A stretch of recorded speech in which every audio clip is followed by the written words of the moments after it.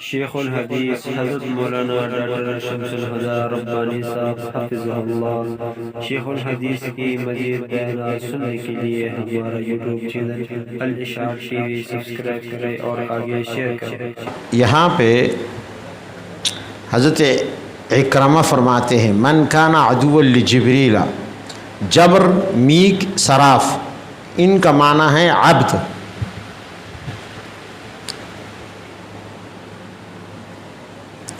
ایک بات یاد رکھو، آج کل بعض لوگ ایک شوشہ چھوڑ رہے ہیں، اور یہ بنیادی طور پر جماعت المسلمین نے یہ بات زیادہ پھیلائی ہے، ان نے آغاز کیا ہے، اور پھر بہت سارے لوگ ہمارے لوگ بھی، یعنی جو اپنے آپ کو دیوبندی کہلاتے ہیں، وہ بھی اس سے متاثر ہو گئے، مولوی طارق جمیل تک۔ اور وہ یہ ہے کہ اللہ تعالیٰ کے لیے لفظ خدا استعمال کرنا جائز نہیں ہے، لفظ خدا استعمال کرنا جائز نہیں ہے۔ اب تک میں نے کسی عالم سے یا کسی کتاب میں اس کا تسلی بخش جواب نہیں سنا، نہ دیکھا کہ ایسا ہو کہ دل کو لگ جائے اور صحیح دلیل ہو۔ بس زیادہ یہ دلیل ذکر کرتے ہیں۔ میں نے جو بھی جہاں بھی اس اعتراض کا جواب دیکھا کہ جی ہمارے بزرگوں نے، اکابر نے یہ لفظ استعمال کیا ہے کتابوں میں، تو اس لیے لفظ خدا کا استعمال اللہ کے لیے جائز ہے۔ بس یہ جواب دے کر جان چھوڑا دیتے ہیں، بڑے بڑے لوگوں کی کتابوں میں نے دیکھا۔ لیکن ظاہر ہے کہ مد مقابل کا دل اس سے مطمئن نہیں ہوتا، نہ ہو سکتا ہے، نہ آدمی کا ذہن اپنا مطمئن ہوتا ہے۔ بھئی اگر ان نے غلطی کر لی ہے تو ان نے کس اصول کے تحت یہ لفظ استعمال کیا، اور اگر ان سے غلطی ہوئی ہے تو پھر ہم پر کیا لازم ہے کہ ان کی غلطی کی پیروی کریں؟ ضروری تو نہیں ہے کہ وہ ہر بات میں انہوں نے وہ غلطی سے بچے ہوئے ہوں۔ انسان ہے، خطا تو ہو سکتی ہے سوائے نبی کے۔ تو آیا لفظ خدا کا استعمال اللہ کے لیے جائز ہے یا نہیں ہے؟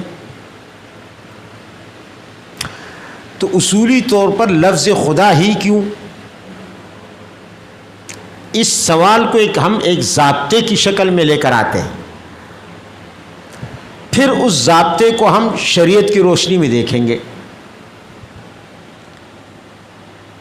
معترضین کہتے ہیں کہ جی وَلِلَّهِ الْأَسْمَاءُ الْحُسْنَى فَادْعُوهُ بِهَا، قرآن حدیث میں اللہ کے نام آئے ہیں اسماء حسنہ، بس وہی ہیں، اور باقی کوئی نام اللہ کے لیے استعمال نہیں ہونا چاہیے جو قرآن حدیث میں نہ آیا ہو۔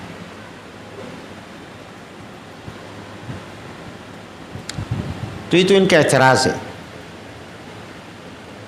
پھر وہ بھی کہتے ہیں کہ جی اہل فارس نے اپنے کسی معبود کے لیے یہ کہا وہ کہا، اپنے معبودان باطلے کے لیے وہ لفظ خدا استعمال کرتے تھے، یا یہ بھی کہہ دیتے ہیں کہ لفظ خدا کی جمع آتی ہے۔ یہ اس اعتراض کی مختلف صورتیں ہیں۔ کوئی کہتا ہے کہ جی اہل فارس نے استعمال کیا اور انہوں نے جو ہے اپنے معبودوں کے لیے وہ لفظ استعمال کرتے تھے۔ کوئی کہتا ہے کہ جناب اس کی جمع آتی ہے، اللہ تعالیٰ تو واحد ہے، تو ایسا لفظ جس کی جمع آتی ہو وہ اللہ کے لیے استعمال نہیں ہونا چاہیے۔ یہ اعتراض کے مختلف پہلو ہیں جو میں اب تک سمجھا ہوں۔ میرے ذہن میں اللہ تعالیٰ نے جو جواب ڈالا ہے وہ یہ ہے کہ اس کو ہم ایک ضابطے کی صورت میں لے آتے ہیں، اور وہ یہ ہے کہ کیا اللہ تعالیٰ کے لیے دوسری زبانوں میں کوئی نام استعمال کرنا، کسی دوسری زبان کا نام استعمال کرنا درست ہے یا نہیں؟ اب اس میں خدا بھی آ گیا، دوسرے الفاظ بھی آ گئے، کیونکہ اگر خدا منع ہے تو دوسرے الفاظ بھی منع ہونے چاہیے دوسری زبانوں کے۔ اور اگر خدا مانا نہیں ہے یا دوسرے الفاظ مانا نہیں ہے تو خدا بھی مانا نہیں ہونا چاہیے. بس یہ ایک اصولی بات. صرف لفظ خدا سے اختلاف کیوں؟ پھر تو آپ ایک ضابطہ مقرر کر لینا کہ غیر عربی کا کوئی لفظ جو اللہ کے لیے بطور صفت یا نام استعمال ہوتا ہو وہ استعمال نہیں ہونا چاہیے. اب سمجھ میں آ گئی بات؟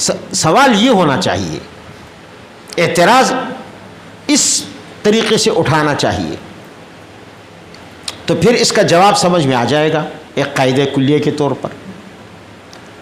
دیکھو، جس چیز کی علت موجود ہو نبوی زمانہ میں، دور نبوی میں، اور پھر بھی اس سے منع نہ کیا گیا ہو، پہلا جواب، یہ میں پہلا جواب اصولی جواب بتا رہا ہوں آپ کو. پہلا جواب، جس چیز کی علت موجود ہو یا جو عمل موجود ہو نبی علیہ السلام کے دور میں اور شریعت اس کے متعلق خاموش رہی ہو تو وہ ما سکت عنہا فہو عفون کے قبیلے سے ہے، وہ جائز ہے، فی نفسہ مباح ہے.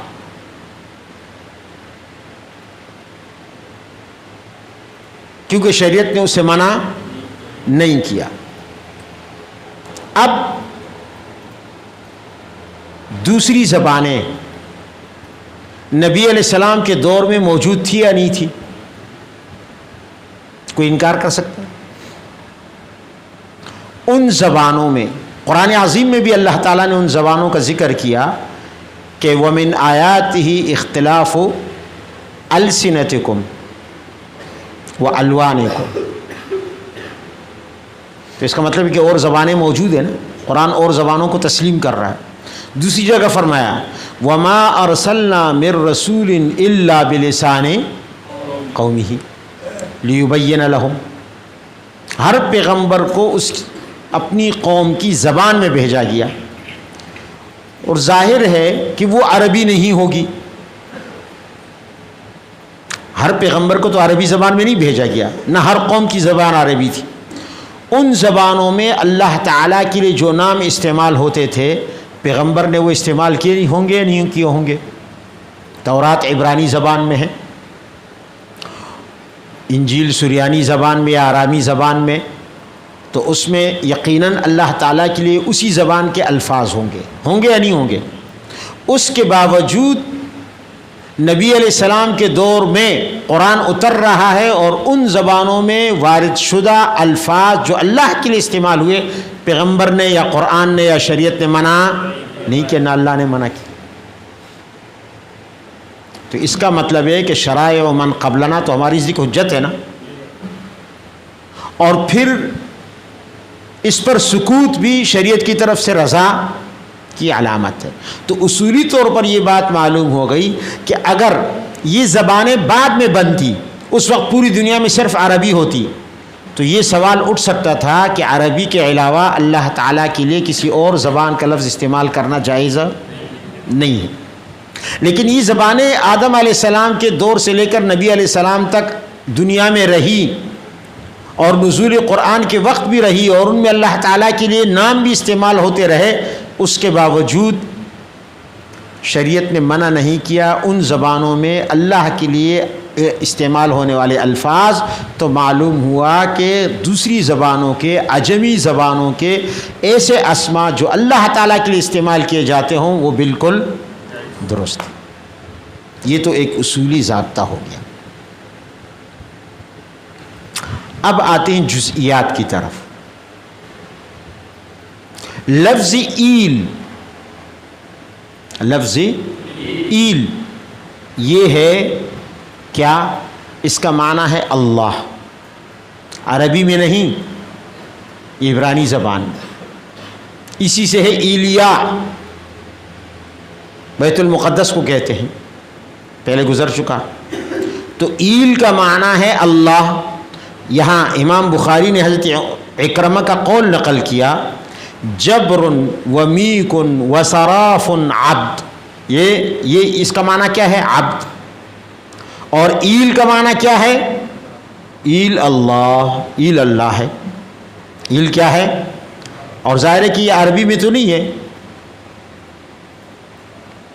تو اس سے معلوم ہوا. اور قرآن عظیم میں یہ لفظ استعمال ہوا، جبرائیل بھی استعمال ہوا، اسرافیل بھی استعمال، حتیٰ کہ یعقوب علیہ السلام جن کی زبان وہی عبرانی زبان تھی، وہ بھی ان کا نام کیا ہے؟ اسرائیل، یعنی عبداللہ. تو قرآن عظیم نے پرانی زبانوں کا وہ لفظ جو اللہ کے لیے استعمال ہوا ہے وہ یہاں قرآن میں بھی استعمال کیا. یا بنی اسرائیل الا ما حرم اسرائیل. معلوم ہوا کہ دوسری زبانوں کا، عجمی زبانوں میں اللہ کے لیے بولا جانے والا لفظ استعمال ہو سکتے ہیں، ہو سکتا ہے، جائز ہے. یہ اسی طرح ترمذی میں ہے، ترمذی میں کہ اللہ تعالیٰ کو ملک الاملاک، اللہ کے سوا کسی کو ملک الاملاک نہ کہو، اس لیے کہ ملک الاملاک اللہ ہے. تو وہاں اس کی تفسیر کی گئی ہے شہنشاہ سے. کس سے؟ شاہان شاہ. ترمذی میں ہے، یہ روایت آپ کے سامنے آ جائے گی ترمذی جلد ثانی میں. اور شاہان شاہ فارسی زبان کا لفظ ہے کہ کسی انسان کے لیے یہ لفظ استعمال کرنا جائز ہے، خواہ عربی میں ہو ملک الملوک، ملک الملوک بادشاہوں کا بادشاہ، یا فارسی زبان میں ہو شاہان شاہ. اس میں قلب ہے، اصل میں ہے شاہ شاہان، بادشاہوں کا بادشاہ. تو بادشاہوں کا بادشاہ تو اللہ ہے نا. تو وہاں روک دیا گیا کہ غیر اللہ کے لیے لفظ استعمال ہے. اب شاہان شاہ یا شاہ شاہان یہ فارسی زبان کا لفظ ہے، تو اس کا مطلب یہ ہوا، اس سے یہ بھی ثابت ہوا کہ فارسی زبان کا لفظ بھی اللہ تعالیٰ کے لیے استعمال کر سکتے. یہ جزیات میں آ کے میں بتا رہا ہوں. تیسری دلیل مناہل العرفان میں عبدالعظیم منذر آبادی نے حضرت سلمان فارسی رضی اللہ تعالیٰ عنہ کی روایت لکھی ہے کہ آپ نے، حضرت سلمان فارسی کون سی زبان بولتے تھے؟ فارسی. ان کی اصل اپنی زبان فارسی تھی، عربی بعد میں سیکھی. تو انہوں نے خط لکھا، اس خط میں بسم اللہ لکھی اور بسم اللہ کا ترجمہ لکھا. بسم اللہ بنام یزداں. بنام یزداں عربی زبان کا لفظ نہیں ہے، یزداں ہیں فارسی زبان کا لفظ. اور اہل فارس جو مجوس تھے وہ دو خداؤں کے قائل تھے. کس کے قائل تھے؟ دو خداؤں کے قائل تھے، ایک یزدان ایک اہرمن. خالق الخیر یزدان کو سمجھتے تھے، خالق الشر اہرمن کو. یزدان کے لفظ سے یہ مجوس کی طرف، مجوس کے اس نظریے کی طرف ذہن جاتا ہے. پھر بھی حضرت سلمان فارسی رضی اللہ تعالیٰ عنہ نے بسم اللہ میں لفظ اللہ کی جگہ، حالانکہ وہ بنا میں اللہ بھی کہہ سکتے تھے، لفظ اللہ کی جگہ انہوں نے بنا میں یزدہ کہا.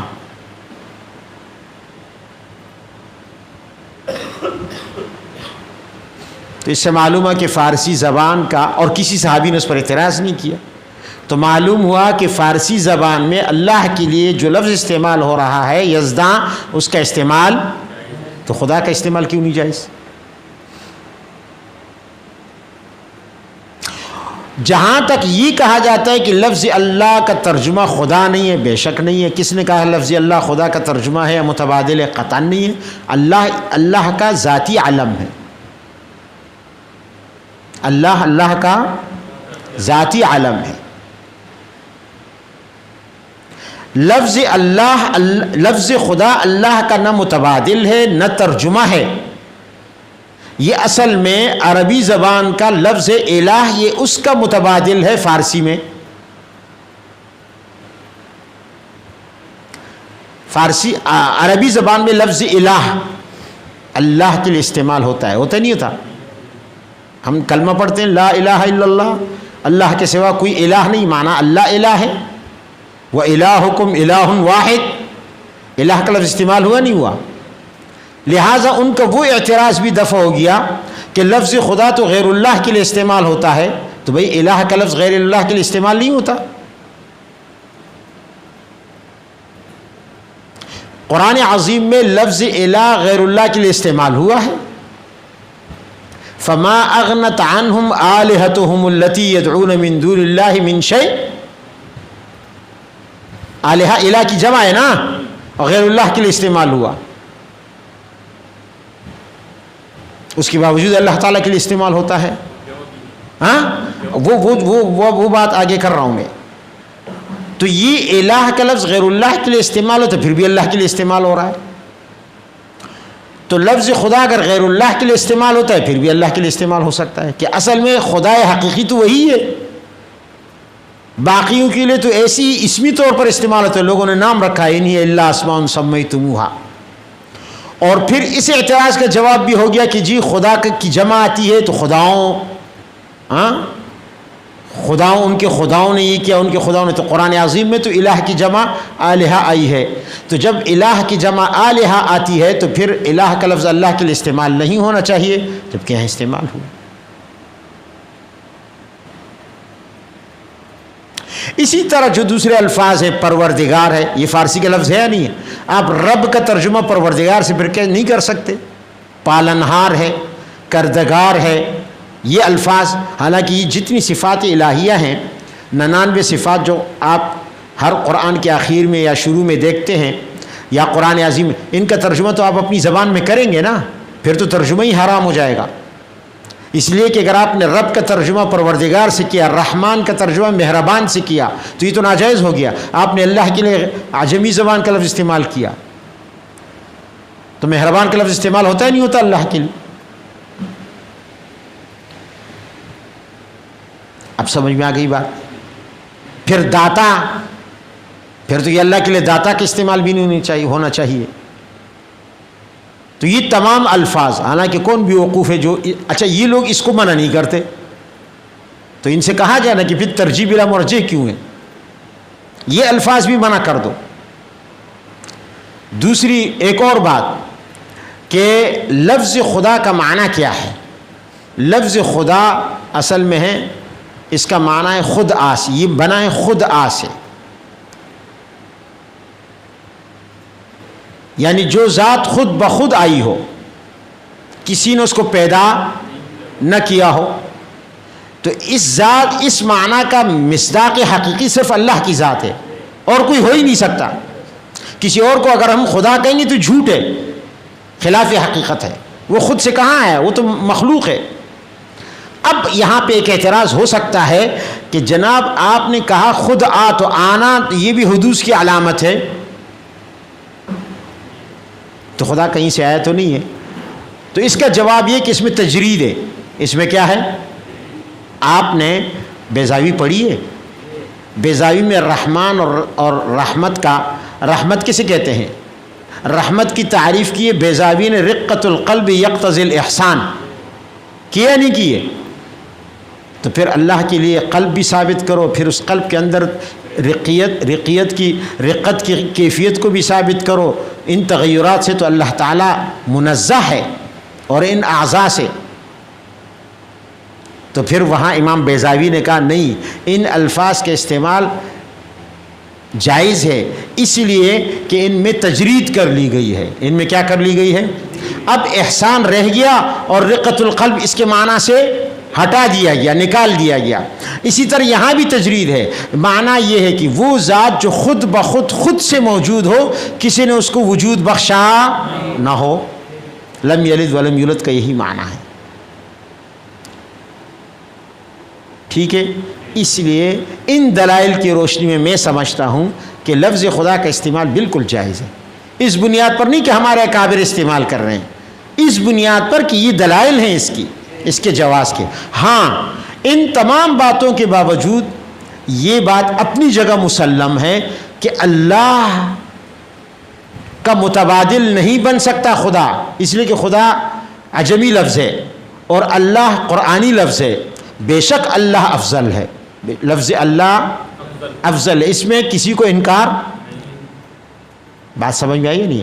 لیکن بات تو جواز اور عدم جواز کی ہو رہی ہے. ذکر کے موقع پر آپ خدا خدا خدا کر کے ذکر نہیں کریں گے. آپ کیا ذکر کریں گے؟ اللہ اللہ کا ذکر کریں گے، سبحان اللہ، الحمدللہ، اللہ اکبر. یہاں پہ آپ ترجمہ جو ہے وہ آپ اس کا نہیں استعمال کر سکتے. سمجھ میں آئی بات؟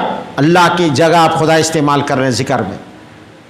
تو لفظ اللہ اپنی جگہ ہے، خدا اس کا متبادل نہیں ہے یا اس کے برابر نہیں ہے یا اس سے افضل نہیں ہے، لیکن فی نفسی ہی جائز ضرور ہے.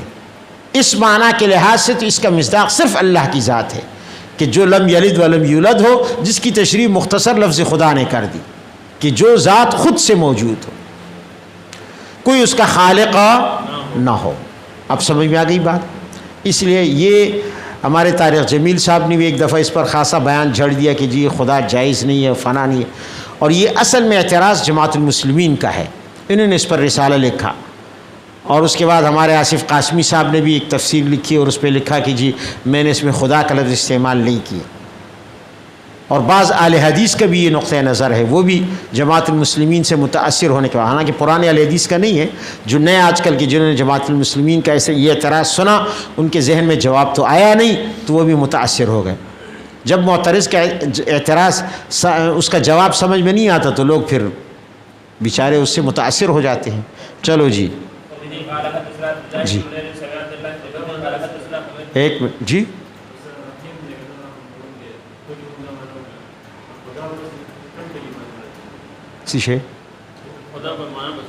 لم یلد ولم یولد میں ارتوی کا نا جو ذات خود سے موجود ہو، یہ اس کی مختصر تعبیر کر لی. خود یعنی خود سے موجود ذات جس کا کوئی خالق نہیں ہے، جس کا کوئی خالق نہیں ہے. چلو جی.